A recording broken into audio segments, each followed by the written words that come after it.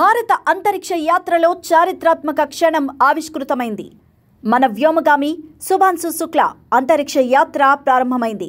అమెరికాలోని Kennedy space centre నుంచి Falcon 9 rocket take off విజయవంతంగా మారింది. శుభాంశు శుక్లాతో పాటు మరో 3 వ్యోమగాములతో ఫాల్కన్ రాకెట్ అంతరిక్ష కేంద్రానికి బయలుదేరింది. భారత కాలమానం ప్రకారం మధ్యాహ్నం 12:01 రాకెట్ టేక్ ఆఫ్ అయింది. దాదాపుగా 28 గంటల పాటు జరగబోతున్న ఈ ప్రయాణం రేపు సాయంత్రం 4 గంటల ప్రాంతంలో అంతరిక్ష కేంద్రానికి రాకెట్ అనుసంధానంతో ముగుస్తుంది.